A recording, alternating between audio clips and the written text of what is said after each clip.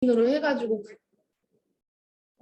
대리인으로 그분들을 대신해서 이제 처리를 해주시다 보니까 되게 중요한 역할을 맡고 계세요. 그래서 내용 잘 들으셨다가 공무직이랑 기간제 분들 거 연말정산 잘 진행 부탁드리겠습니다. 그래서 이제 그럼 이제 교육을 시작하겠습니다. 목차는 이제 이렇게 보시는 내용과 같고요. 이제 연말정산 알아보기부터 시작을 할게요.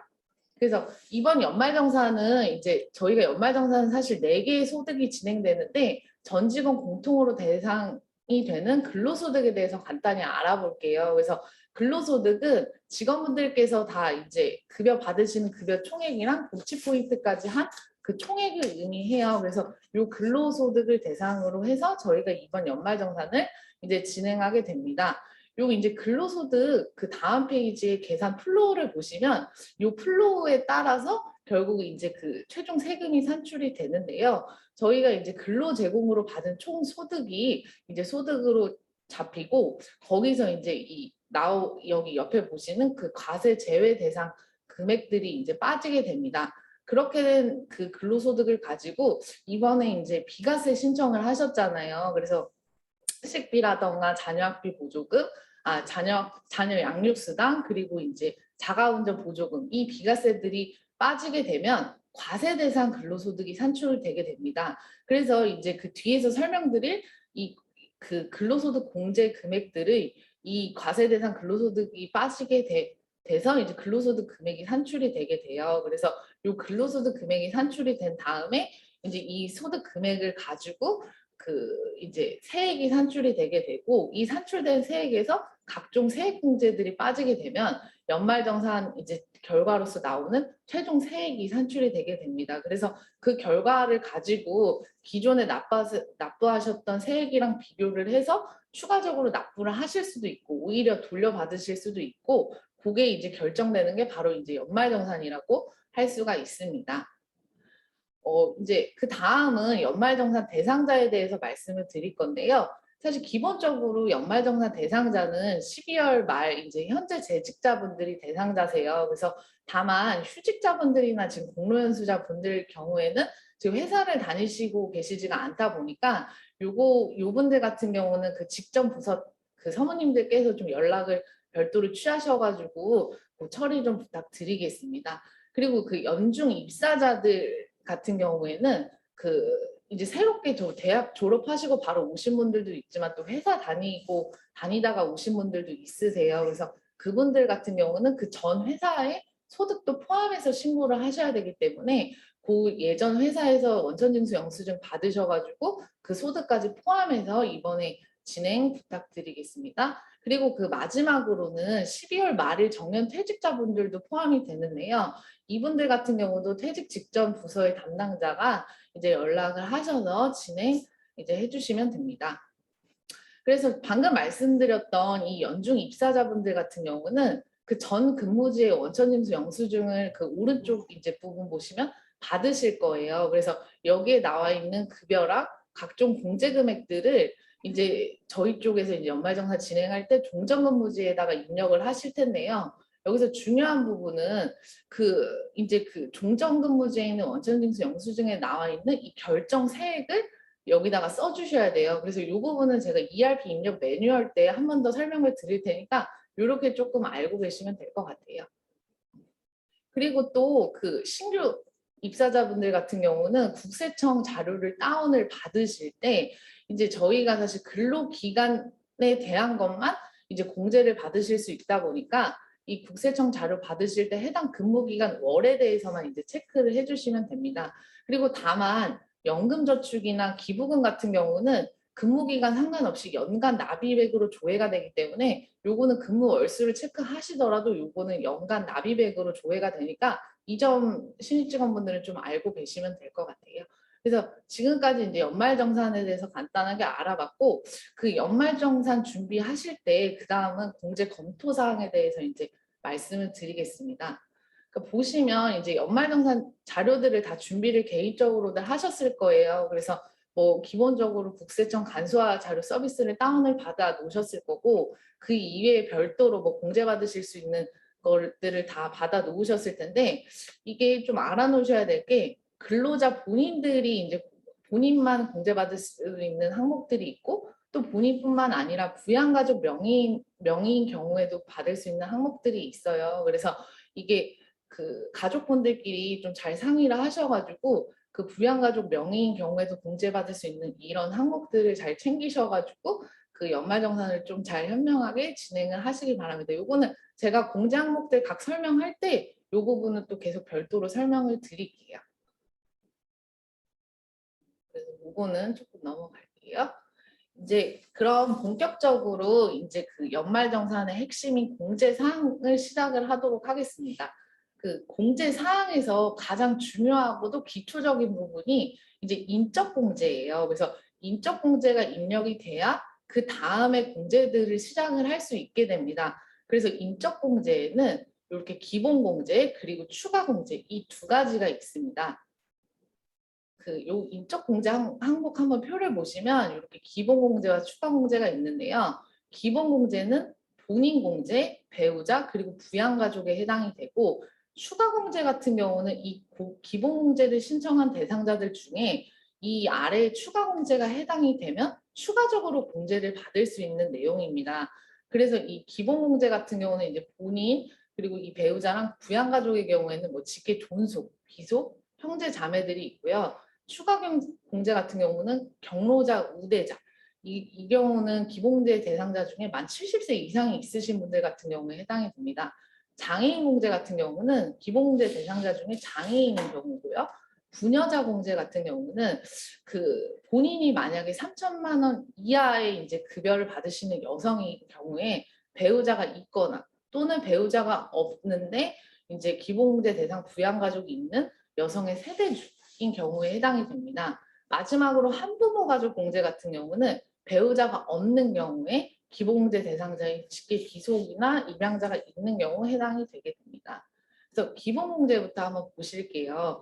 이제 기본적으로 이 인적공제를 적용을 할 때 먼저 이 판정하는 이 시기가 중요해요. 그래서 12월 말일 기준으로 내가 이제 그 가족들이 어떻게 구성되어 있는지 그 12월 말일 현재의 상황으로 판단을 하게 되고요. 다만 이제 간혹 가다가 연도 중에 가족분들이 사망을 하시거나 또는 연도 중에 장애인이셨다가 치유가 되신 경우가 있는데 이런 경우에는 사망일 전날의 상황으로 판단하거나 또는 장애 치유일 전날의 상황으로 판단을 하게 됩니다.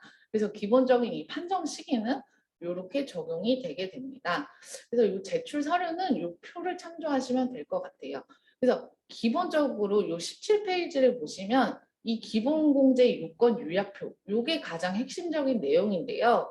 그래서 그 기본공제는 중요한 건 이 나이 요건 그리고 이 생계 요건 그리고 이 소득금액 요건 이 세 가지 요건이 모두 충족이 돼야지 공제 신청이 가능합니다. 그래서 이 세 개 중에 하나가 안 되게 되면 그거는 신청이 좀 불가한 부분이기 때문에 이 세 개의 요건을 잘 보시고 이게 해당이 돼야지 신청이 가능하다는 점 잘 아셔야 될 것 같고요.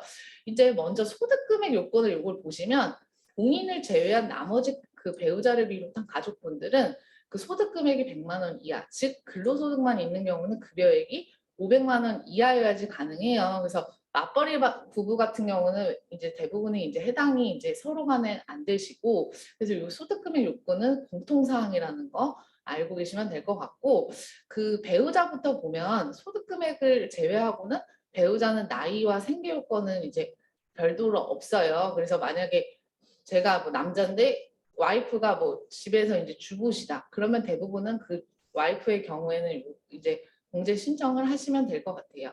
그리고 그 이제 직계 비속이나 입양자 경우에는 기본적으로 자녀분들은 만 20세 이하여야 돼요. 왜냐하면 만 20세 이하는 어찌됐건 경제적 능력이 없다고 보기 때문에 요 만 20세 이하의 자녀의 경우 이제 뭐 생계요건은 별도로 그 없기 때문에 요 경우에는 신청을 하시면 됩니다. 그 직계 존속의 경우에는 그 만 60세 이상이어야 되고 기본적으로 주민등록등본상 동거 가족이어야 돼요. 근데 다만 주거 형편상 별거도 허용이 되기 때문에 혹여나 그 현재 주민등록등본상에 같이 없더라도 뭐 별거인 경우에는 좀 허용이 되니까 이 점은 참조하시면 될 것 같습니다. 그리고 그 형제 자매 기초수급자 이제 위탁아동이 있는데요. 형제자매 같은 경우는 나이가 만 20세 이하이거나 아예 또는 만 60세 이상이세요. 그래서 사실 이 나이 요건으로만 봤을 때 사실 형제자매는 좀 해당되시는 분들이 좀 많이 없으실 것 같긴 한데 간혹 가다가 좀 나이 차이가 나시거나 이런 분들은 해당이 되실 수도 있으니까 좀 보셨으면 될 것 같고, 예, 이분들 같은 경우도 생계 요건은 주민등록 등본상의 동거 가족이어야 돼요. 근데 다만 취약이라던가 질병이라던가 그런 형편상에 따라서 일시퇴거가 허용이 되기 때문에 만약에 이분들을 신청을 하실 때는 주민등록 등본을 2개를 내셔야 돼요. 먼저 같이 살았던 주민등록 등본이랑 그 다음에 이제 현재 주민등록 등본, 그래야지 일시퇴거가 인정이 되기 때문에 이 부분을 좀 참조하시면 될 것 같습니다. 그래서 이 기본공제의 요건에 대해서는 이 핵심 표를 보시고 잘 참조하시면 될 것 같아요. 이제 그 다음 그 추가 공제는 제가 아까 말씀드렸듯이 기본 공제 대상자 중에서 이 아래의 내용에 해당되면 추가로 공제를 이제 되는 내용입니다. 그래서 조금 연말정산을 많이 안 해보신 분들 같은 경우는 간혹 가다가 기본 공제 대상이 아닌데 뭐 추가 공제를 이렇게 신청하시는 분들도 있으세요. 그래 착각하시고, 그래서 요거는 이제 기본 공제가 아니면 추가 공제는 해당되지 않기 때문에 요거는 좀 반드시 잘 알아두셔야 될 것 같습니다. 그래서 요거는 앞에서 제가 내용 설명했으니까 넘어갈게요. 그래서 지금까지 이제 인적 공제에 대해서 이제 완료가 되었고, 그 다음은 연금보험료 공제에 대해서 설명드리겠습니다. 이제 연금보험료는 아마 다들 이제 가입이 되어 있는 국민연금 그리고 그 이외 공적연금에 해당이 됩니다. 그래서 이 연금보험료 공제 같은 경우는 그 연금보험료 전액이 공제되거든요. 그래서 이제 사실 연금보험료는 직원들이 별도로 신경을 안 쓰셔도 되는 건 급여에서 저희가 다 공제를 하잖아요. 그래서 별도로 뭐 추가적으로 내실 자료나 이런 건 없기 때문에 그냥 연금보험료 공제가 있구나 이런 것만 좀 참고하시면 될 것 같아요. 근데 다만 저희 직원분들 중에 조금 관리자분들 같은 경우는 좀 시에서 근무하시다가 공무원 하시다가 저희 공단으로 오신 분들이 계세요. 근데 그런 분들 같은 경우는 원래 공무원이셨기 때문에 공무원 연금이 별도로 가입이 되어 있으시거든요. 그래서 지금 국민연금은 저희 회사에서 공제하고 있지는 않는데 개인적으로 본인들이 국민연금을 들으신 분들이 있으세요. 그래서 그런 분들은 어떻게 해야 되냐면 저희 팀 담당자들한테 연락을 따로 주셔야지 저희가 이 국민연금에 관해서 별도로 입력하는 화면에다 입력을 해드리기 때문에 요거는 부서에서 한번 돌아가셔서 뭐 팀장님급 이상이라던가 시에서 넘어오신 분들 중에 이런 분들이 있으시면 그거는 저희 쪽에 따로 연락을 해주시면 저희가 입력을 해드리겠습니다. 그래서 연금보험료는 요거는 이제 이렇게 간단한 내용입니다. 요거는 이제 넘어갈게요. 그 다음은 특별소득공제입니다. 특별소득공제는 크게 이제 보험료 공제랑 주택자금 공제로 이루어집니다. 그 보험료 공제입니다. 첫 번째로 보험료 공제는 또 급여에서 공제되는 건강보험이랑 고용보험을 의미합니다. 그래서 사실 이것도 국민연금이랑 마찬가지로 별도로 이제 제출하실 서류가 없으세요. 급여에서 공제하기 때문에. 그래서 요거는 고용보험이랑 건강보험도 공제가 되는구나. 이렇게만 좀 내용을 참조하시면 됩니다. 그래서 국민연금도 그렇고 건강보험도 그렇고 고용보험도 그렇고 급여에서 공제한 총액을 가지고 저희가 이제 공제를 하기 때문에 그 금액적인 부분은 그렇게 좀 알아두시면 될 것 같습니다.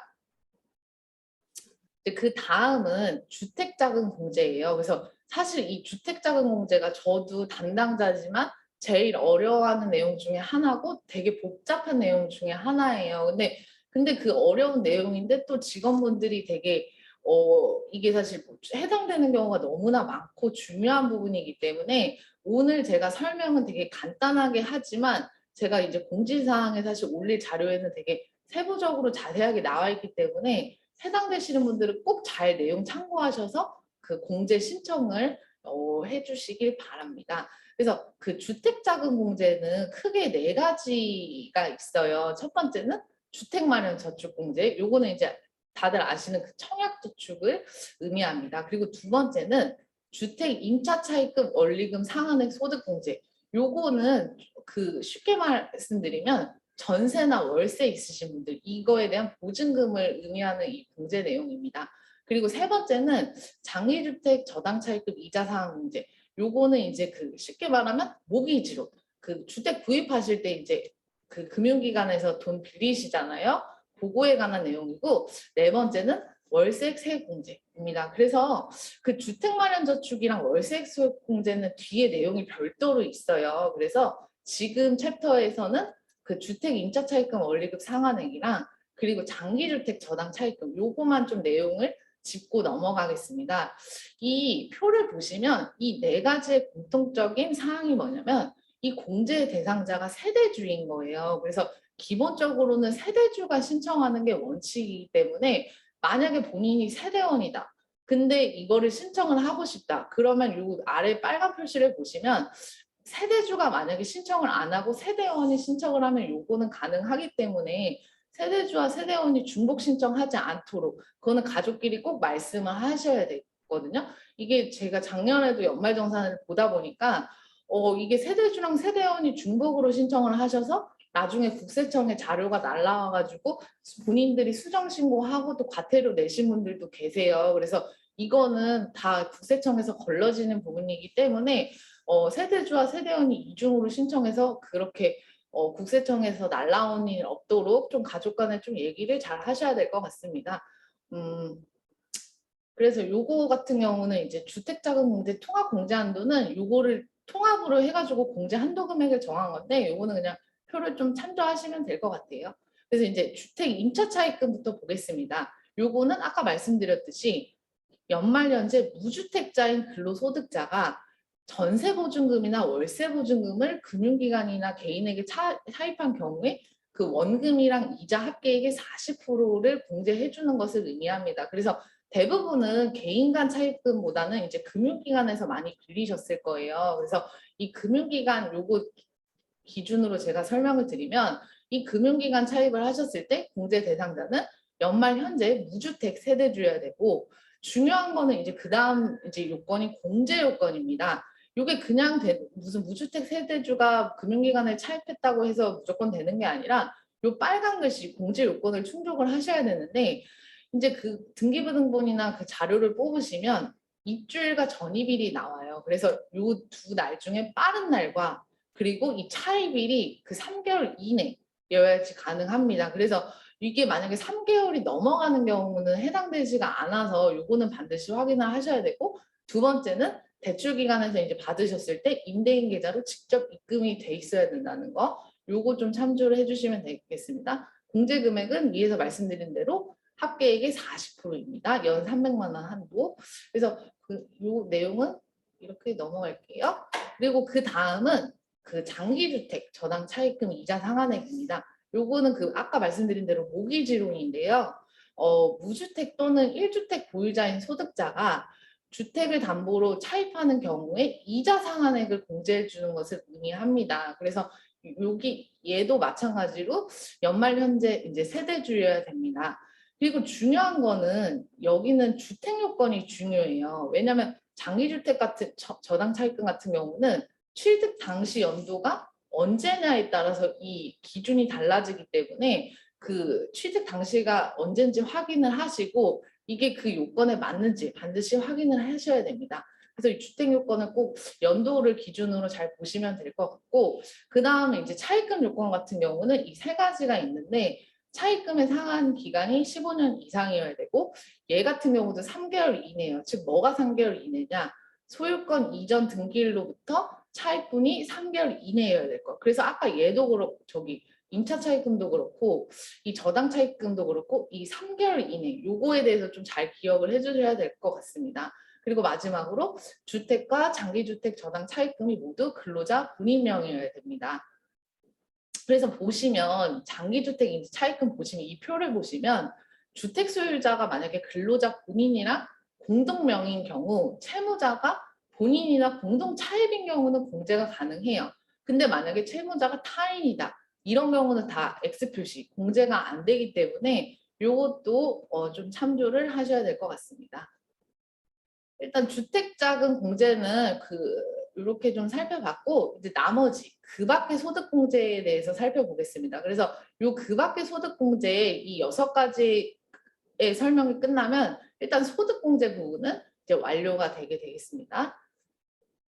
먼저 이제 주택마련저축 소득공제부터 말씀드릴게요. 그래서 이 주택마련저축은 아까 우리 주택자금 공제할 때 첫 번째에 있었던 내용이에요. 그래서 이 주택마련저축에는 그 공제 대상자가 총 급여액이 7천만 원 이하인자로서 연말연금 세대주일 때 이제 공제가 가능하고, 요거는 주택마련저축에 납입한 금액의 100분의 40에 해당되는 금액을 공제를 해주게 됩니다. 그래서 주택마련저축 같은 경우는 크게 세 가지가 있어요. 뭐냐면 종류가 첫 번째는 이 청약저축, 두 번째는 이 주택청약 종합저축, 그리고 세 번째는 이 근로자 주택마련저축이 있는데요. 이 청약저축 같은 경우는 15년도까지 있었다가 지금 현재는 없어진 저축이에요. 그래서 뭐 이게 있으신 분들이 많지는 않을 것 같은데, 만약에 뭐 이분들이 있으면 이 요건에 따라서 신청을 하시면 될 것 같아요. 그리고 두 번째는 이게 바로 직원들이 대부분 가지고 계신 게 이 주택청약 종합저축이고요. 저도 사실 이거를 가지고 있거든요. 그래서 대부분 이 주택청약 종합저축이 있으신 분들이 좀 신청을 많이 하시니까 요거 좀 요 표 참고하셔가지고 신청을 하시면 될 것 같고, 그 마지막으로 근로자 주택마련저축은 이거는 2004년에 폐지된 저축이라서 뭐 거의 다 좀 없으실 거라고 생각을 해요. 그래서 혹여나 그 전에 뭐 이때 당시에 있으셔가지고 아직도 남아 계신 분들 같은 경우는 월 15만 원 한도로 이제 공제가 이제 되니까 있으시면 신청을 하시면 될 것 같습니다. 그래서 공제 금액의 경우에는 청약저축이나 주택청약 종합저축은 연 240만 원, 그리고 근로자 주택마련저축은 월 15만 원이 공제 한도가 되고, 공제 금액은 납입 금액의 40%가 되겠습니다. 그래서 주택마련도 마찬가지로 이 통합 공제한도액이 적용되기 때문에 이거는 그냥 이렇게 통합으로 적용되는구나라고 이 표를 보시고 참조하시길 바랍니다.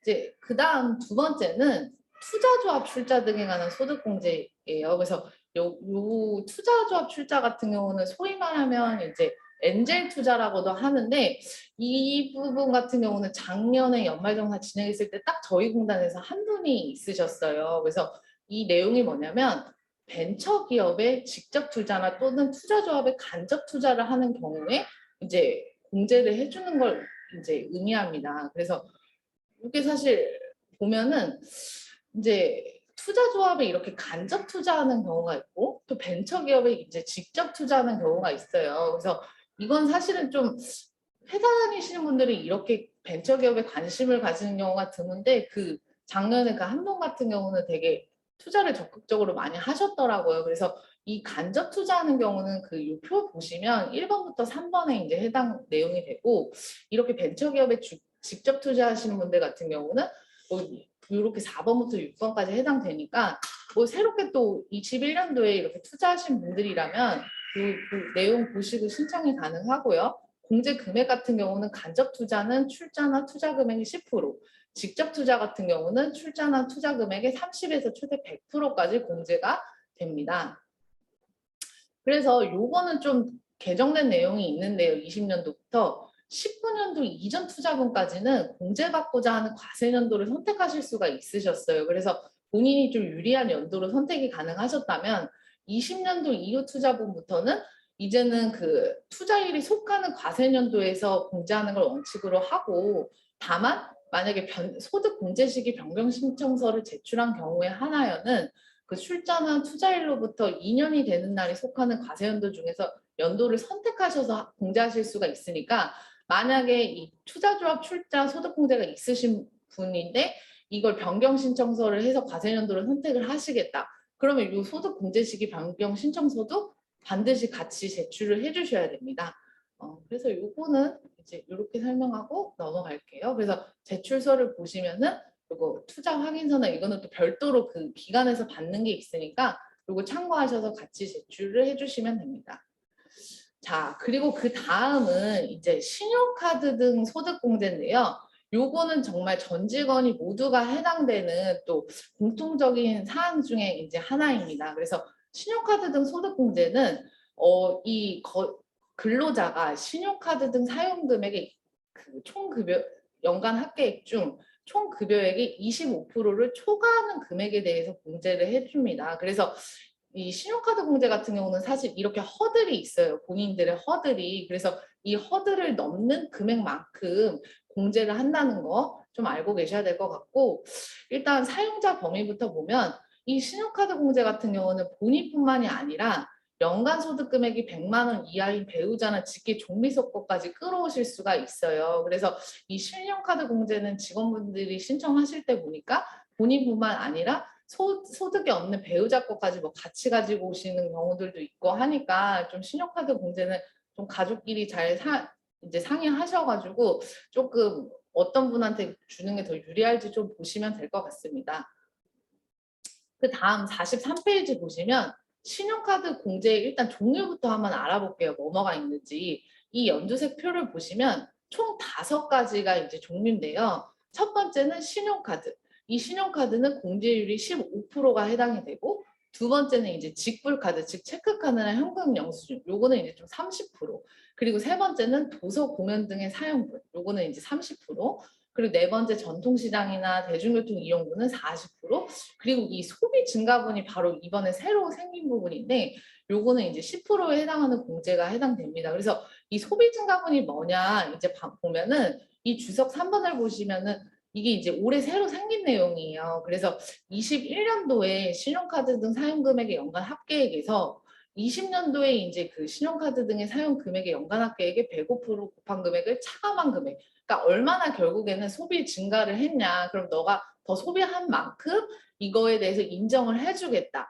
바로 그 부분이 추가가 됐어요. 그래서 사실 뭐 코로나하고 조금 경제 상황이 어렵다 보니까 국가에서도 좀 소비 그 원활 그 촉진을 위해서 좀 이 부분을 넣은 것 같습니다. 그래서 이렇게 좀 참고하시면 될 것 같고, 그다음에 이제 공제 한도는 본인들의 급여액에 따라서 이렇게 공제 한도가 달라져요. 그래서 요거는 이렇게 참조를 해주시면 될 것 같습니다. 그리고 두 번째로 이 추가 공제 금액 같은 경우는 만약에 그 한도 초과 금액이 있는 경우는 그 금액에 대해서 아래 내용으로 인정을 해주겠다는 부분이에요. 그래서 요거는 얘도 마찬가지로 자동으로 사실 프로그램에서 계산이 되니까 아 이렇게 추가 공제도 인정을 해주는구나 하고 이해를 해주시면 될 것 같아요. 그래서 사실은 직원분들이 저도 사실 그렇지만 이 신용카드를 쓰실 때 이렇게 공제를 생각하시면서 1년을 잘 알차게 보내시는 분들이 있고 그렇지 않으시는 분들이 있는데 어차피 같은 소비를 하실 거면 좀 신용카드랑 체크카드를 이게 왜냐면 체크카드가 또 비율이 높다 보니까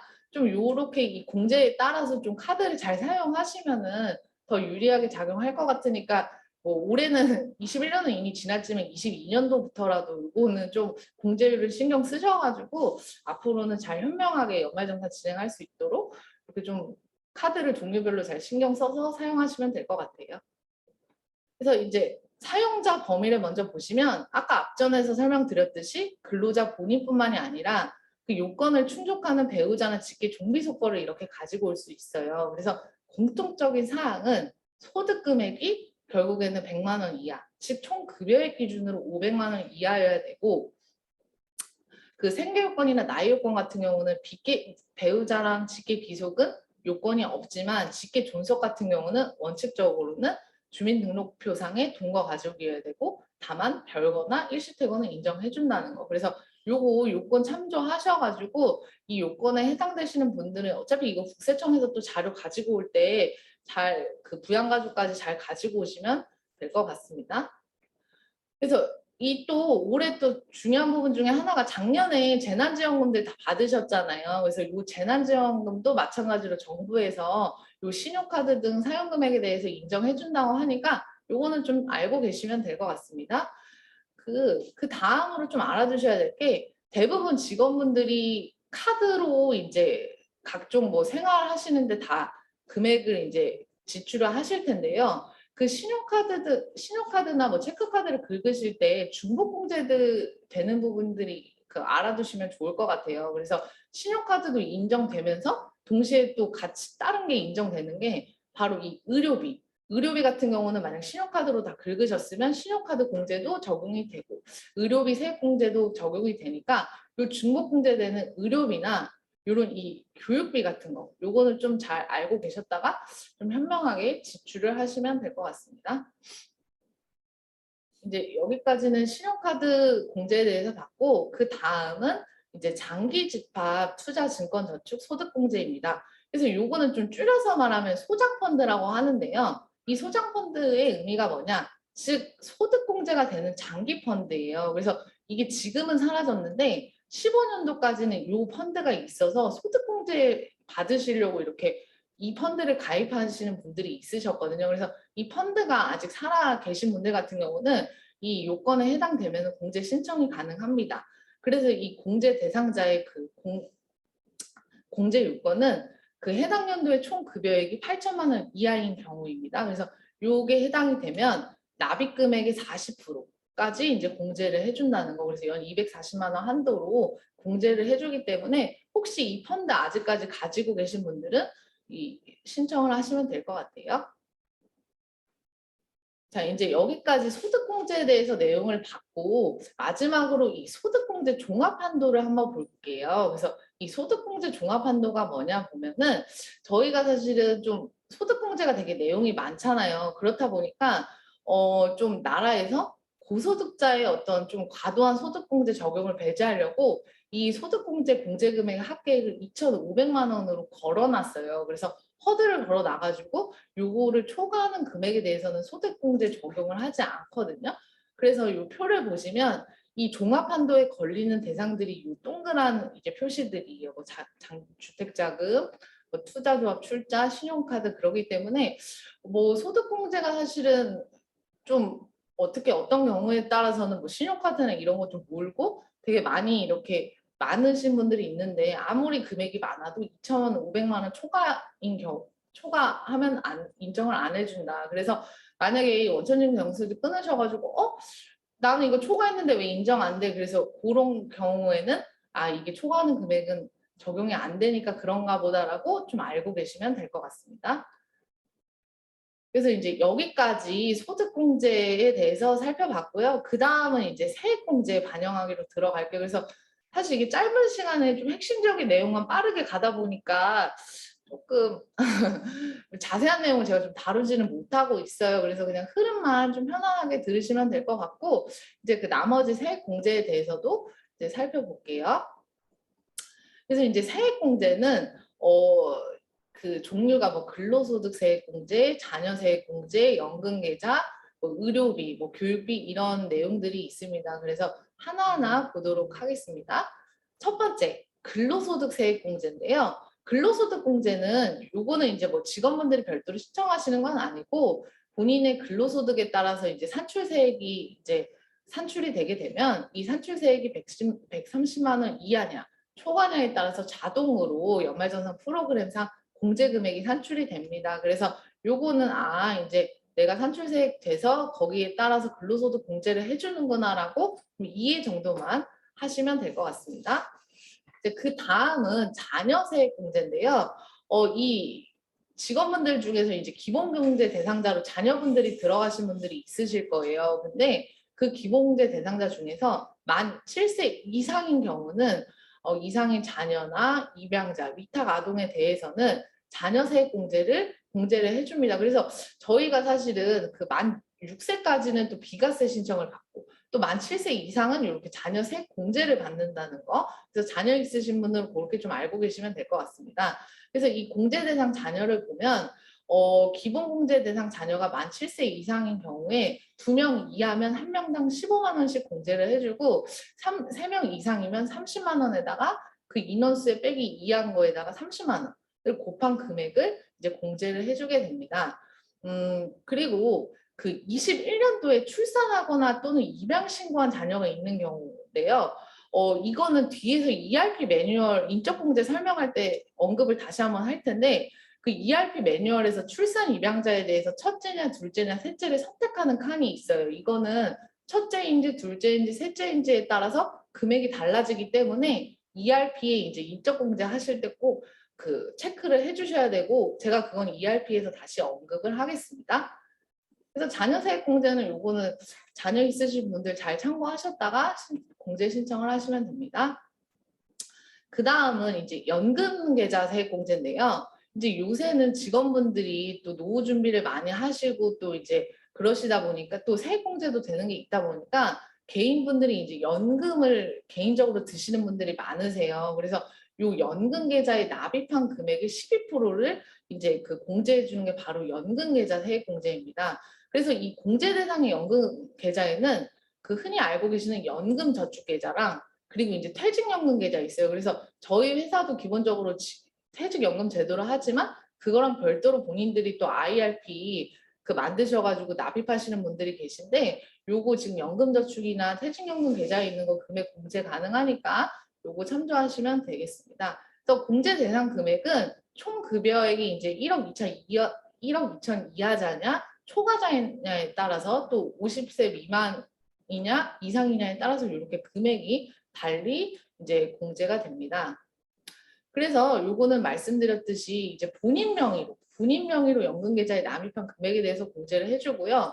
연금저축이랑 퇴직연금 계좌 이외에 요거 ISA 전환 금액도 포함이 되는데 이 IS가 또 생긴 지가 얼마 안 돼서 직원분들 중에 좀 생소하시는 분들도 있어요. 요거는 좀 금융기관에서 요새 좀 밀고 있는 것 중에 하나인데 ISA가 있으신 분들 같은 경우는 이 IS의 만기 금액의 전부나 일부를 연금 계좌에 추가 납입한 경우, 즉 전환한 경우에 요것도 인정을 해줍니다. 그래서 사실 IS 하시면 요거 조금 투자 목적으로도 많이들 하시고 또 이렇게 세액 공제도 이렇게 좀 되다 보니까 요거 좀 IS가 좀 인기가 좀 높아지고 있는 것 같아요. 그래서 요거는 좀 알고 계셨다가 나중에 뭐 이제 연말정산을 위해서는 본인의 또 나중에 노후를 위해서든 요 연금 관련한 저축이나 들으시면 좀 많이 도움 되실 거니까 좀 참고로 알고 계시면 될 것 같습니다.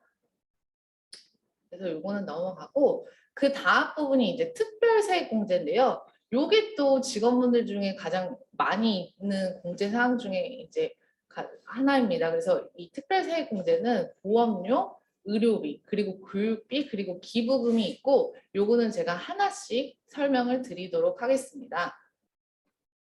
그래서 이 특별세액공제가 중요한 게 이제 이 보험료, 의료비, 교육비, 기부금을 본인들 것도 있지만 중요한 거는 또 공제 대상자들 거를 또 많이 끌어오세요, 이거를. 그래서 이 공제 대상자 요건에 이제 해당이 또 돼야지 끌어올 수 있기 때문에 이제 가족분들 것 중에서 또 의료비 같은 경우는 또 한쪽으로 모시는 경우도 많고 자녀분들이 있으신 분들 경우는 내가 교육비를 다 가지고 오는 경우들도 많고 기부금도 또 그러기 때문에 요 공제 대상자 요건 확인하셨다가 요것도 가족들과 서로 상의해서 잘 챙겨주시면 될 것 같습니다.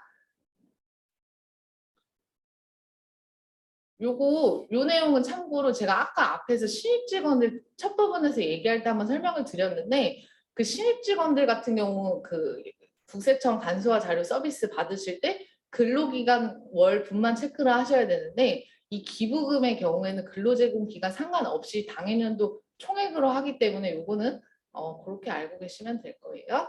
그래서 이제 첫 번째 보험료 세액공제입니다. 여기서 말하는 보험은 본인들이 개인적으로 이제 가입을 한 보장성 보험을 의미합니다. 그래서 그 이 보험료 세액 공제는 그 근로자가 이제 본인이나 또는 기본공제 대상자를 위하여 근로제공기관에 공제 대상 보험료를 지출한 경우에 그 보험료의 12%에 해당하는 금액을 이제 공제해 주는 것을 의미합니다. 그래서 이 보험료는 크게 두 가지로 나뉘어서 봐요. 뭐냐면 보장성 보험이랑 집에 이제 장애인이 있으신 분들 같은 경우는 장애인 전용 보장성 보험이 있는데 이 두 가지를 크게 이 보험료 세액 공제로 보게 됩니다.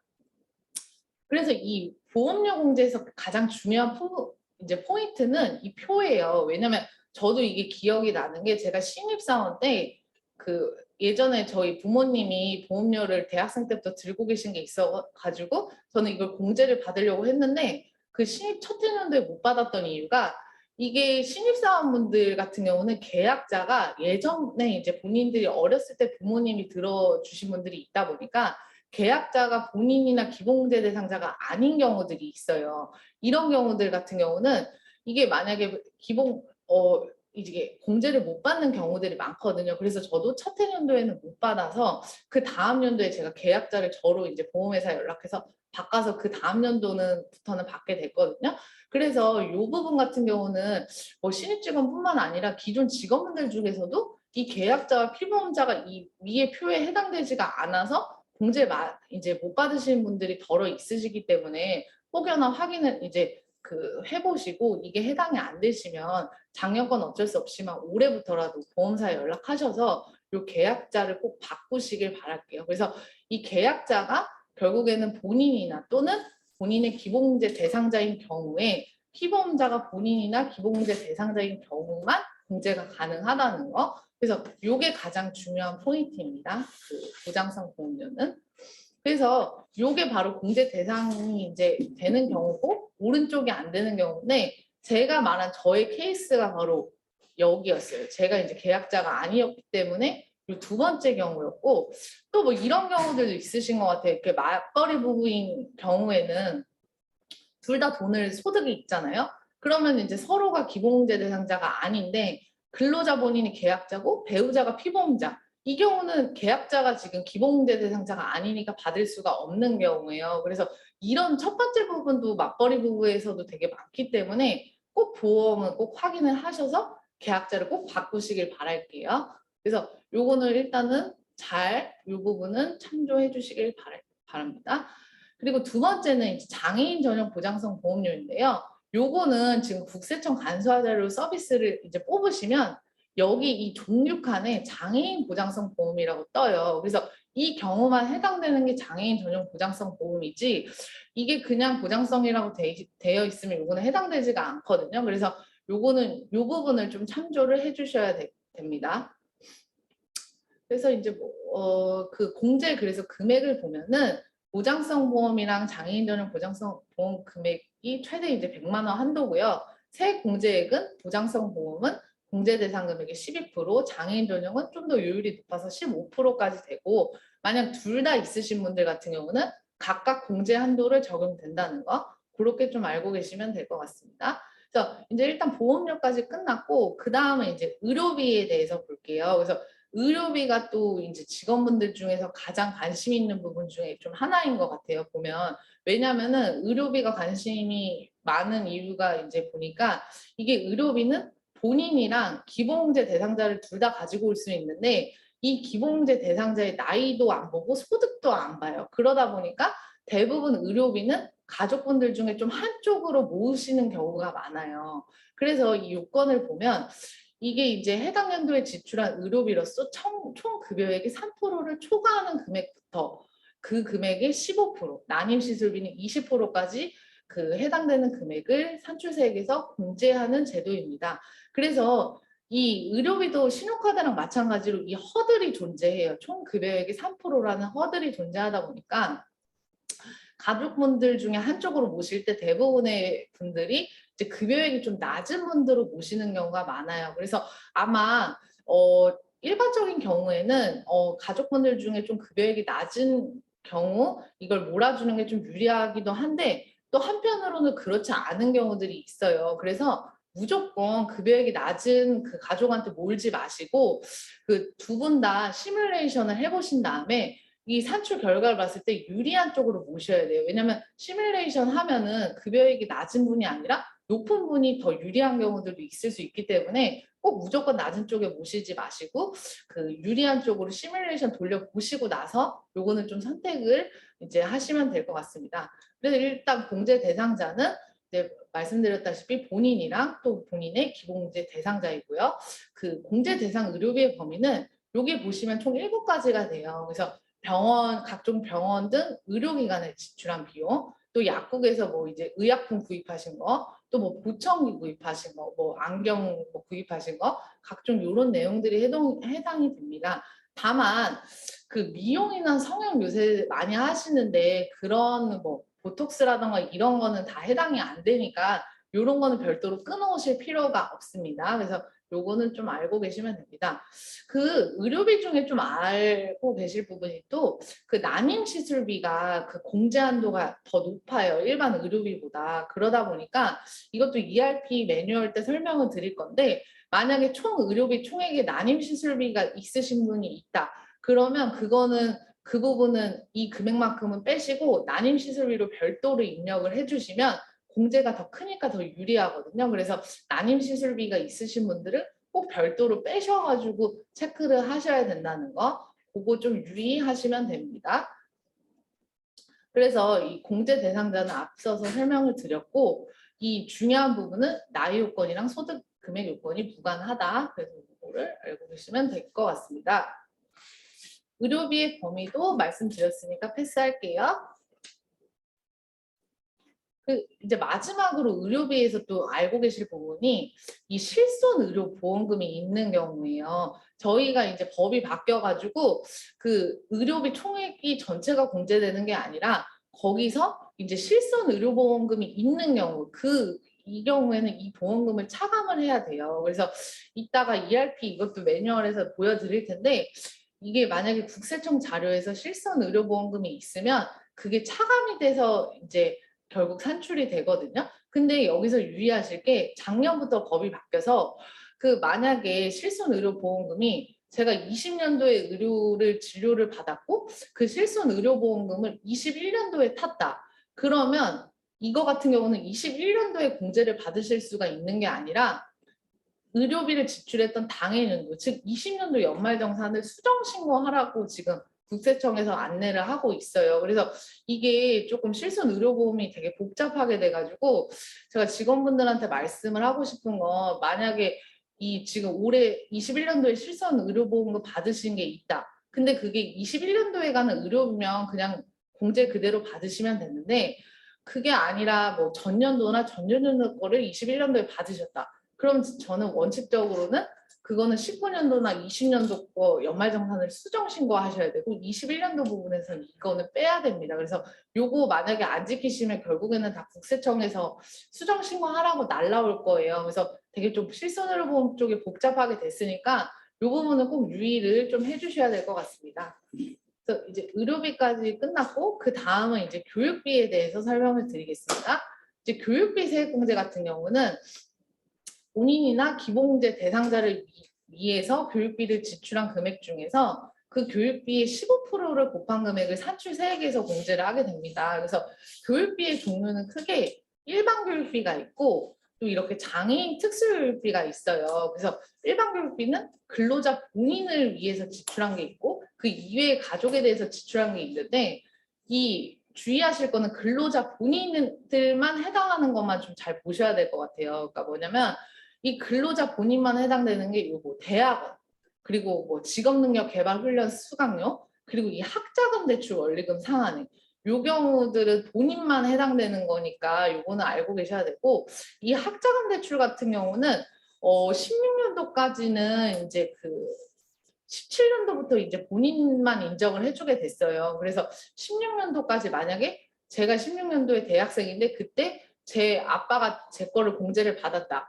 그런 경우에는 그 16년도 거는 이제 16년도까지는 그 부양가족이 받았는데 그 이후 17년도부터는 본인만 해당이 돼서 요거 학자금 대출은 그 연도에 따라서 그렇게 바뀌었으니까 좀 잘 알고 계시면 될 것 같아요.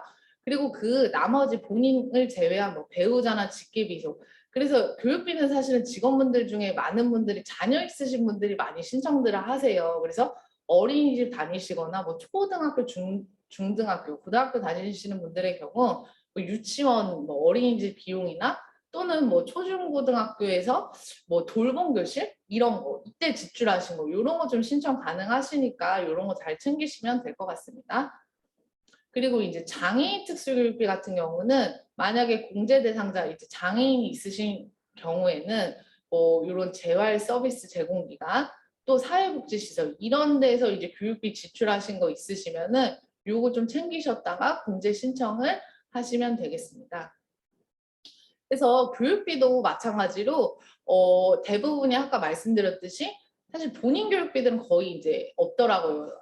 본인분들 중에 있으신 거는 대부분 보니까 학자금 대출, 조금 어린 직원분들 중에 학자금 대출이 좀 해당이 되고 그 이외에는 대부분 자녀분들 거를 좀 많이 가지고 오시더라고요. 그래서 요거를 이제 공제 대상자 거 내가 아니라 직계 비속이나 배우자 거 요거 가지고 오실 때 요거 사실은 해당되는 내용 보셔가지고 자녀분들 거나 배우자분 거 있으시면 꼭 같이 가지고 오시면 될 것 같습니다.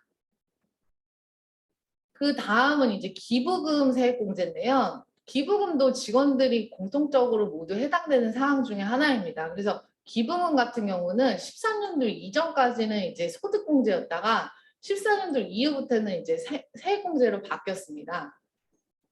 그래서 기부금은 자 보시면 기부금을 보시면 그래서 근로자 이제 본인이나 또는 본인의 기본공제 대상자 요거는 나이 제한을 보지 않아요. 그래서 이 대상자가 지급한 기부금에 공제 금액에 각각 이거는 또 기부금 종류에 따라 요율이 달라가지고 그 요율에 따라서 해당 연도 산출 세액에서 공제 주는 제도를 의미합니다.